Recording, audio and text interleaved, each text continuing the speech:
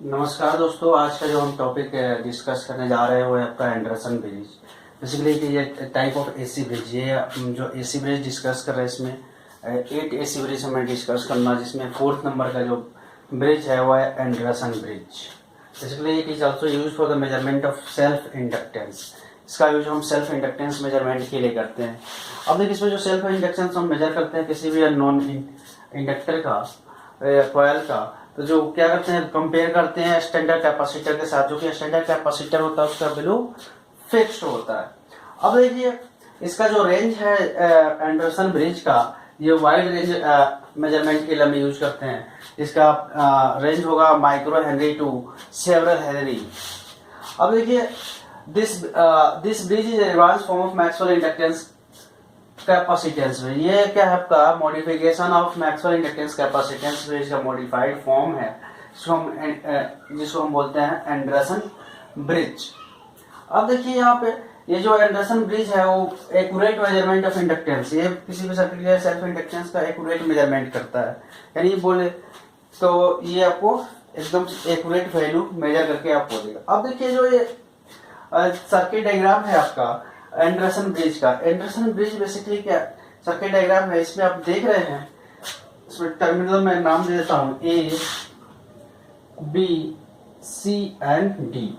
अब देखिए, terminal A B के क्रॉस एक अननोन इंडक्टेंस कनेक्टेड है, जिसको हमने बोला L1, और उसका रेजिस्टेंस आपका R1। उसके साथ में एक नॉन रेजिस्टेंस है स्मॉल R1 कनेक्टेड है सीरीज में। उसके बाद ये टर्मिनल BC के through non inductive resistance connected है जो कि R3 है। अब आइए, अब CD के क्रॉस एक रेजिस्टेंस R4 कनेक्टेड है, जिसका वैल्यू हमें नॉन है, और वो क्या है आपका नॉन इंडक्टिव रेजिस्टेंस है। नेक्स्ट है, आप आ जाइए D टू A में भी नॉन इंडक्टिव रेजिस्टेंस कनेक्टेड है, और टर्मिनल D और E के बीच में एक वेरिएबल रेजिस्टेंस कनेक्टेड है। बेसिकली वेरिएबल रेजिस्टेंस जो यहाँ पे कनेक्टेड है, इसका हम यूज करके हम जो ब्रिज है उसको बैलेंस कंडीशन में लाएंगे। जब बैलेंस कंडीशन का बात होता है, यानी इसका मतलब होता है null deflection through a detector. इसके क्रॉस जो होगा वो नल डिफ्लेक्शन होगा। नल डिफ्लेक्शन का मतलब ये हुआ कि जीरो डिफ्लेक्शन। जीरो मतलब कुछ भी नहीं, यानी कोई करंट फ्लो नहीं करेगा इसके क्रॉस। और जो पोटेंशियल डिफरेंस जो होगा इस वाले टर्मिनल पे और इस वाले टर्मिनल पोटेंशियल डिफरेंस आपका बराबर होगा। ठीक है। अब देखिए, अब यहाँ पे कोई करंट फ्लो नहीं हो रहा, तो ये अब देखिए, यहाँ से जो करंट करंट आया, करंट इस वाले जंक्शन ए पे आते ही दो पार्ट में डिवाइड है। एक को हमने बोलते हैं I1, दूसरे को बोलते हैं I2। अब देखिए, जो I1 करंट फ्लो हो रहा है, अब इसके क्रॉस कोई करंट नहीं फ्लो होगा डिटेक्टर के क्रॉस। इसका मतलब हो जाएगा आपका I1 इक्वल टू I3। अब देखिए, इसे सिमिलरली यहाँ पे आया, इस पॉइंट पे आने के बाद करंट दो पार्ट में डिवाइड हो गया। एक कैपेसिटर के क्रॉस जिसको हमने दी IC करंट, और एक जरा I4, यानी हम इसको बोल सकते हैं I2 equal to IC plus I4। ठीक है। अब देखिए, पोटेंशियल अक्रॉस बैलेंस कंडीशन में, तो पोटेंशियल अक्रॉस AB यानी E1 इक्वल टू होगा पोटेंशियल अक्रॉस AE। AE क्या होगा आपका potential across AD plus DE। ठीक है। अब देखिए, वही L1 is self inductance to be measure. ये जो L1 जो है सेल्फ इंडक्टेंस है जिसका हमको मेजर करना है, ये हमें पता नहीं है, नोन है। उसका रेजिस्टेंस क्या है आपका R1, resistance of the self inductance. R1 is a non resistance connected in series with the self inductance. ये R1 है, ये एक नॉन रेजिस्टेंस है जो कनेक्टेड है series with the non inductor. अब देखिए, R, R2, R3 and R4। R जो कि वेरिएबल रेजिस्टेंस है, R2, R3, R4 जो कि फिक्स रेजिस्टेंस है, नॉन इंडक्टिव रेजिस्टेंस है, और इंडक्टिव रेजिस्टेंस है, और आपका C क्या है, फिक्स स्टैंडर्ड कैपेसिटर है। अब देखिए, यहाँ पे बात करते हैं बैलेंस कंडीशन में क्या होगा कि ये जो इसके अक्रॉस जो पोटेंशियल होगा वो बराबर होगा इसके अक्रॉस पोटेंशियल के। यानी अब बैलेंस कंडीशन में बात करेंगे तो यानी क्या होगा आपका IC I3 R3 is equal to at balance condition. अब देखिए, बैलेंस कंडीशन में क्या होगा,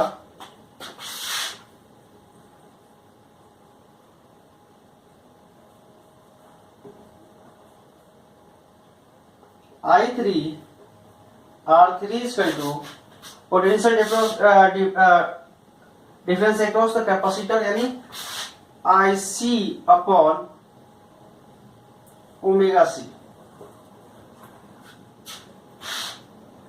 अब देखिए I3 is equal to क्या है आपका I1 है, यानी इसको हम लिख सकते हैं this implied that I1 R3 is equal to IC, या हम बोल सकते हैं IC upon J omega C। अब बोल सकते हैं IC is equal to J omega C I1 R3।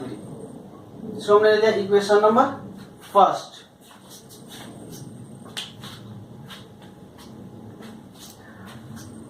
अब देखिए सिमिलर कंडीशन में जब यहाँ पोटेंशियल, ये पोटेंशियल इसके बराबर है, इसके केस में ये जो पोटेंशियल E1 है वो किसके बराबर होगा, पोटेंशियल अक्रॉस AE के अक्रॉस पोटेंशियल क्या होगा I2 R2 into IC R। अब देखिए यहां पे क्या हो जाएगा आपका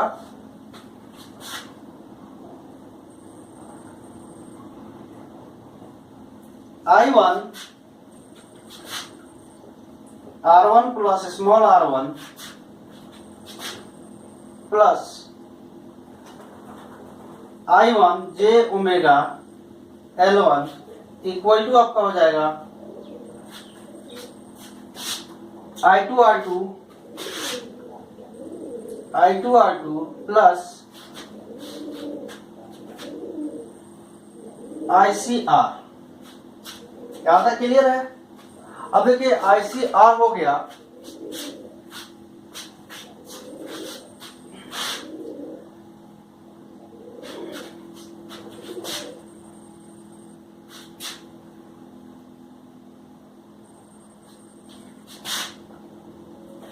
अब इसको आगे हम बढ़ाएंगे।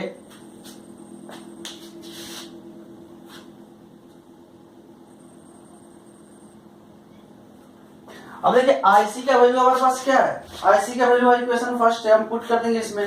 तो यह है आपका I1 R1 R plus I1 J omega L1 equal to I2 R2 plus J omega C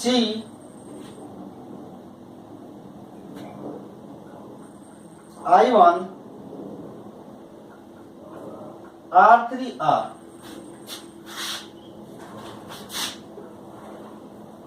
अब देखिए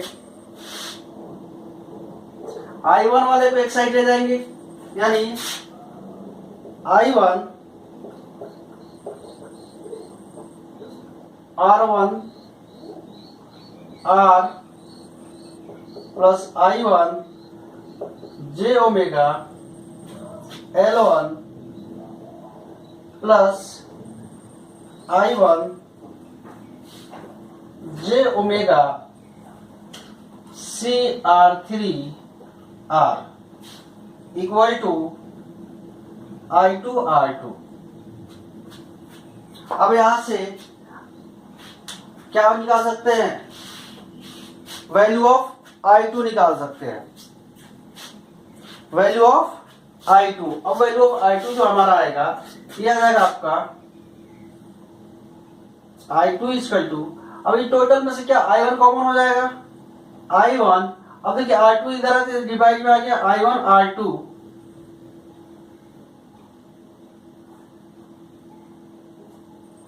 R1 R।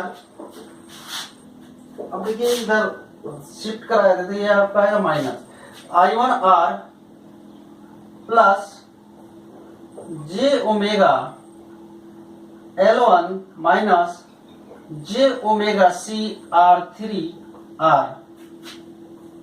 Equation number second, ये हमारा हो गया इक्वेशन नंबर सेकेंड।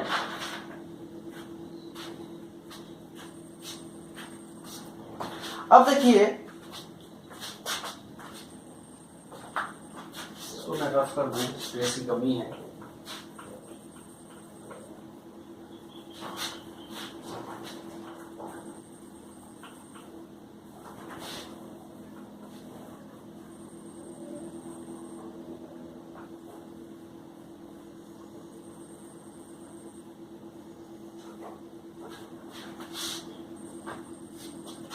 यह था जी ओमेगा R1 जी ओमेगा L1 माइनस I1 जी ओमेगा सी आर। ठीक है, अब देखिए इस पॉइंट पे देखिए I2 इक्वल टू यानी E2 इक्वल टू क्या होगा आपका, अगर हम बात करें IR, इसके लिए बात कर रहा है I4 R4 equal to voltage drop across this terminal and voltage drop across this terminal. यानी आपका क्या हो जाएगा, अगर हम इस वाले टर्मिनल इसकी बात कर रहे हैं, इस वाले सेक्शन में बात करें तो यहाँ पे क्या है I4 R4 इक्वल टू क्या होगा आपका, voltage drop across the variable resistance and voltage drop across the capacitance का सम जो होगा वो इक्वल टू होगा I4 R4 का। यानी IC R4 I4 R4 is equal to IC, अब देखिए IC R plus IC upon J omega C। अब यहां पे देखिए जो I4 है, I4 क्या है I2 माइनस IC, यानी this implied at I2 minus IC into R4 is equal to ICR plus IC upon J omega C। अब देखिए हमारे पास IC क्या है, J omega C I1 R3।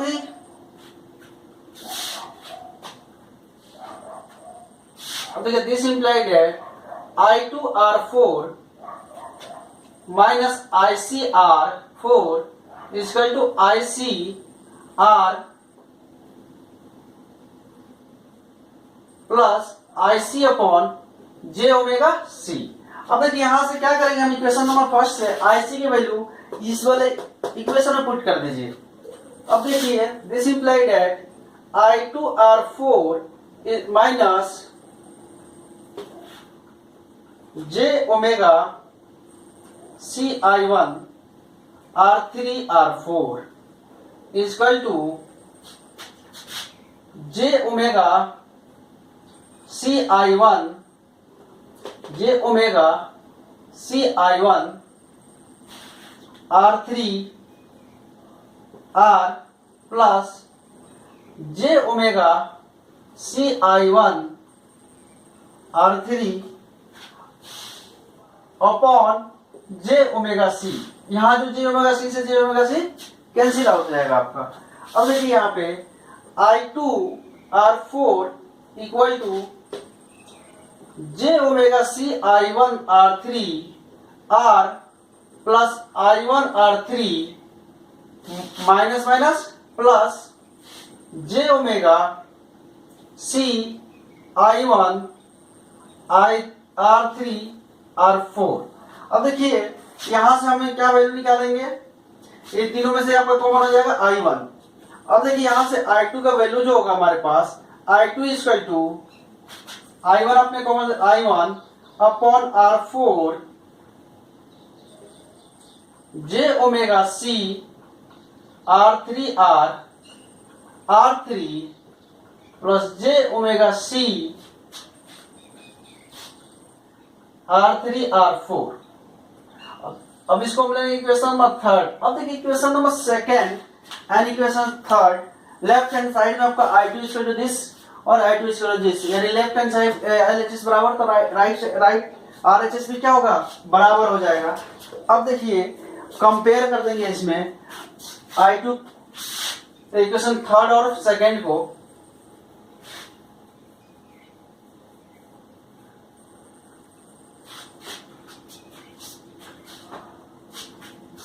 तो अब देखिए यहाँ पे क्या है, I1 यहां भी है, I1 यहां, इक्वेशन सेकेंड एंड थर्ड से देखिए कैंसिल आउट हो गया। यानी अब आपके पास क्या बचा 1 upon R4 J omega C R3 R plus R3 plus j omega CR3R4 equal to 1/R2 R1R plus j omega L1 minus j omega CR3R।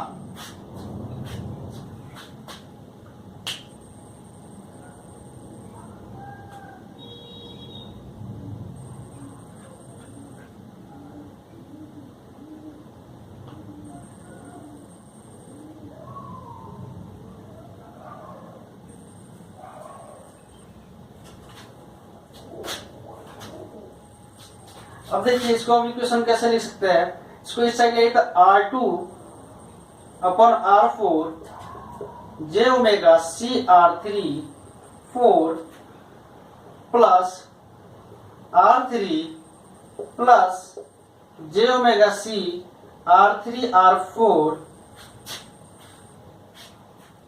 Equal to आपके पास क्या है R1 small r j omega L1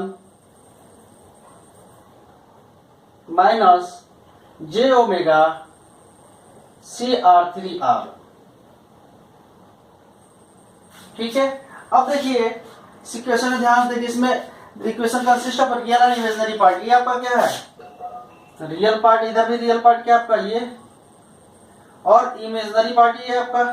तो by equating real and imaginary part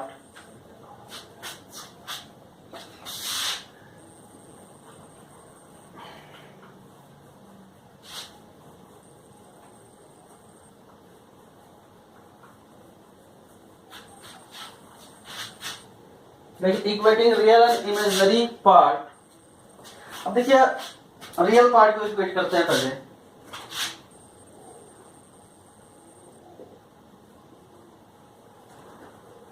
real part, अब real part equate करेंगे तो real part में देखिए R3 यानी R2 ये R2/R4 multiplied by R3 R2/R4 multiplied by R3 is equal to R1 plus R। This implied that R1 क्या आपका unknown resistance है is equal to R2/R3/R4 minus R।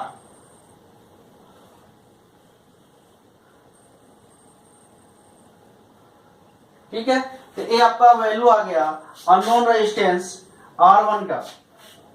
अब का इक्वेट करेंगे equating imaginary part.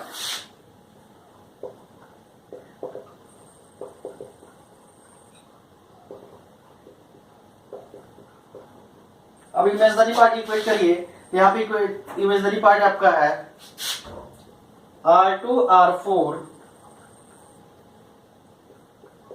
j omega CR3/4R plus j omega CR3/R4 equal to इधर आपका j omega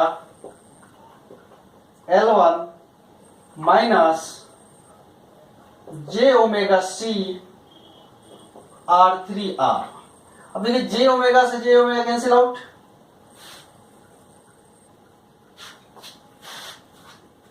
अब ये क्या बचा this implied that R2/R4 R3R CR3R plus CR3R4। अभी माइनस में इधर आएगा प्लस में CR3R इक्वल टू L1। अब देखिए यहां से L1 का वैल्यू क्या आ जाएगा this implied at L1 equal to, अब देखिए यहां CR3 कॉमन ले लीजिए, ये हो जाएगा R2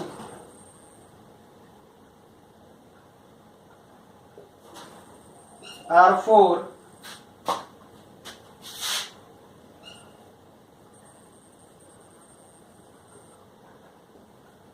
CR3 कॉमन हो गया यहां से कि इसमें से क्या आ जाएगा आपका R plus R4 plus CR3R।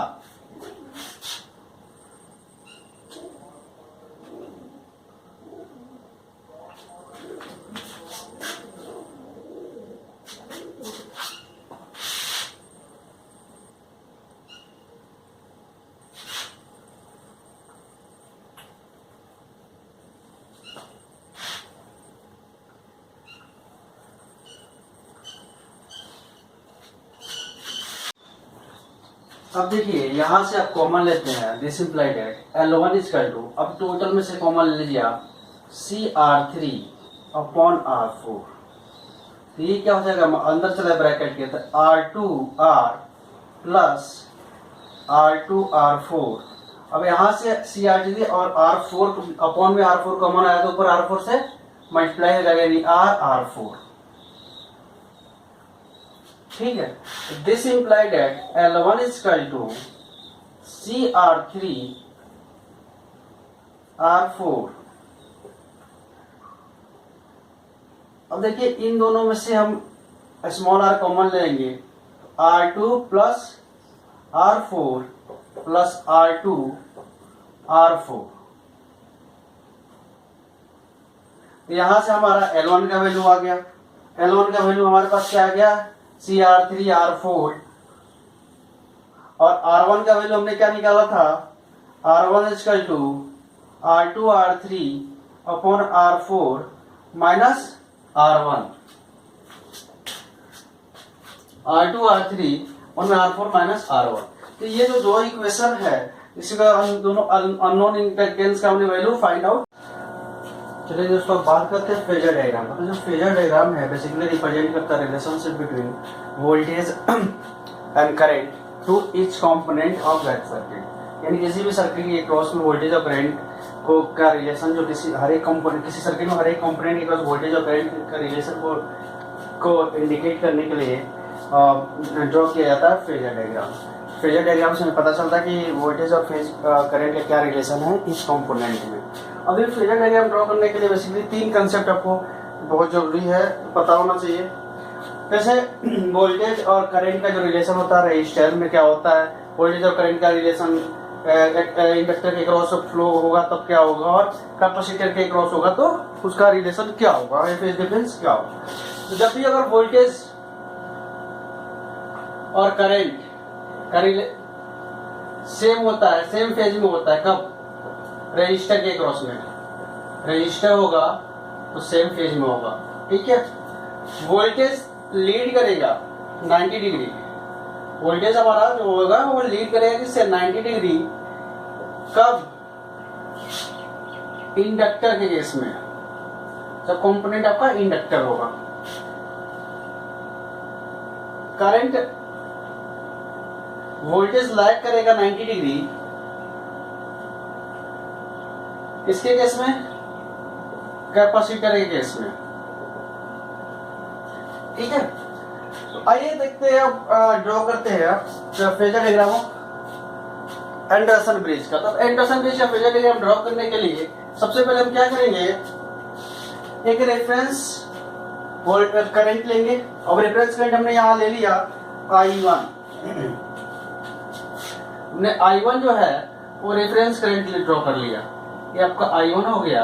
अब देखिए I1 के क्रॉस, I1 जो है AB टर्मिनल के क्रॉस फ्लो हो रहा है। AB टर्मिनल कंपोनेंट क्या है, रजिस्टर लगा हुआ, दो, एक R1 रजिस्टर है, दो R1 रजिस्टर है, एक स्मॉल R1 है, एक कैपिटल R1 है और एक इंडक्टर है। यानी E1 इसका जो I1 R1 plus R1 plus I1 omega L1, यानी जो E1 वोल्टेज है। अब देखिए इसमें ये जो वोल्टेज है I1 ब्रैकेट में R1 प्लस R1, ये जो रजिस्टिव वोल्टेज है जो कि क्या होगा, करंट के साथ सेम फेज में होगा, यानी इसी एक्सिस पे होगा। हमने यहाँ पे इंडिकेट कर दिया ये आपका voltage I1 R1 plus R1। अब देखिए ये I ओमेगा L1 जो वोल्टेज होगा वो क्या होगा, 90 डिग्री लीड करेगा।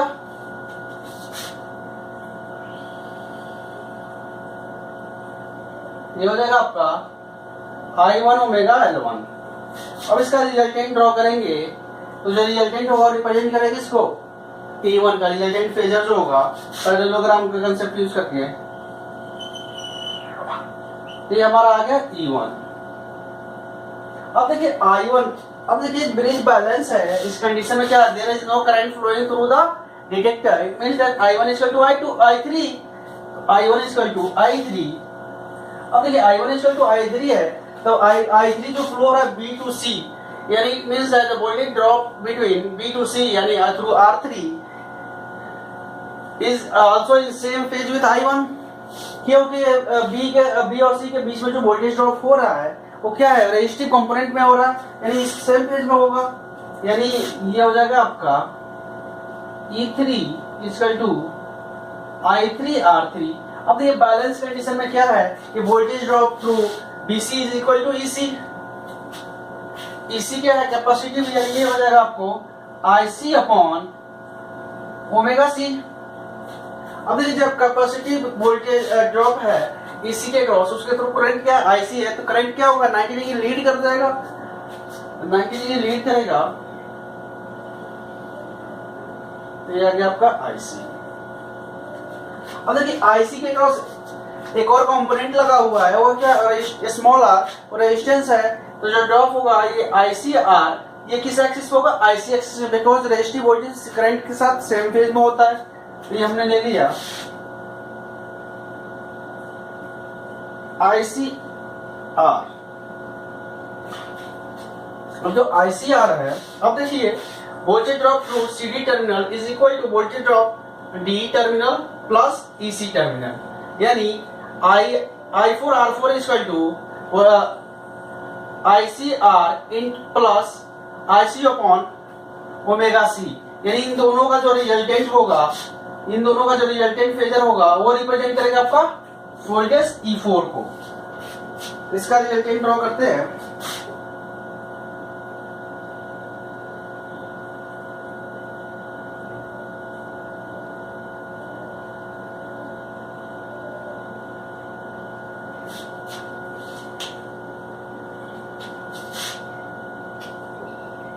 ये है ICR, इसका रिजल्टेंट ड्रॉ करते हैं।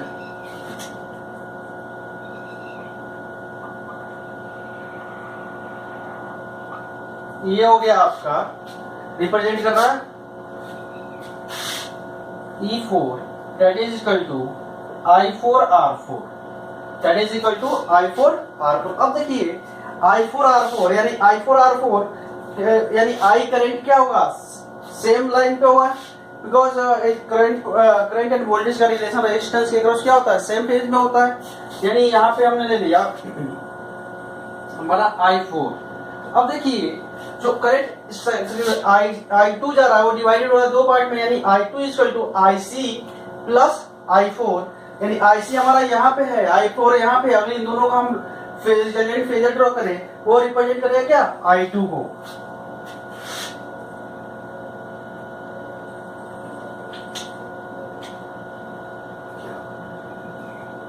इसका रिजल्टेंट फेजर ड्रॉ कर दीजिए।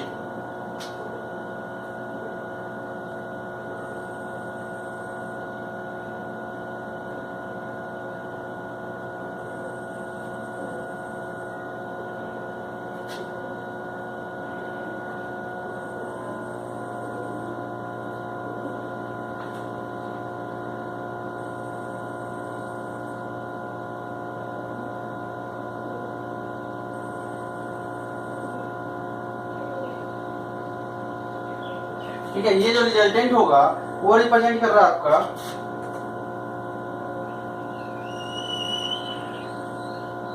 ये रिजल्टेंट ड्रॉ कर रहा I2 को। अब देखिए वोल्टेज जो I2 R2 है, जो E2 है वो क्या होगा, सेम फेज में होगा I2 का,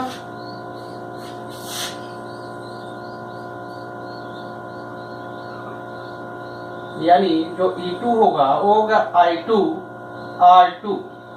अब देखिए जो टोटल वोल्टेज है वो होगा बैलेंस कंडीशन में E1 प्लस E3, यह होगा E2 प्लस E4। अब देखिए E1 आपको कहाँ पे है, यहाँ पे है,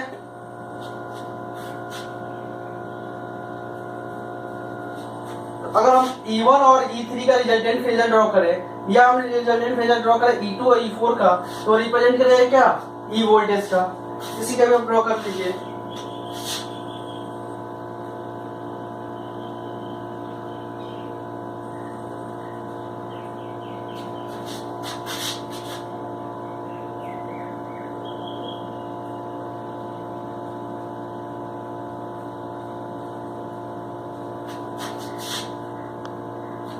ये जो रिजल्टेंट होगा वो रिप्रेजेंट करेगा आपका वोल्टेज ई को।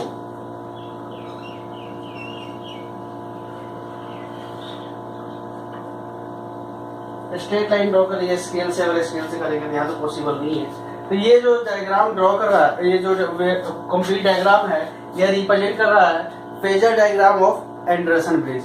आशा करता हूँ जो आपका एंडरसन ब्रिज है बहुत अच्छे तरीके से आप लोगों को क्लियर हो गया होगा। डेरिवेशन एक्सप्रेशन हमने निकाला है, R1 का वैल्यू, L1 का वैल्यू, फिर हमने इसे डिस्कस किया फेजर डायग्राम।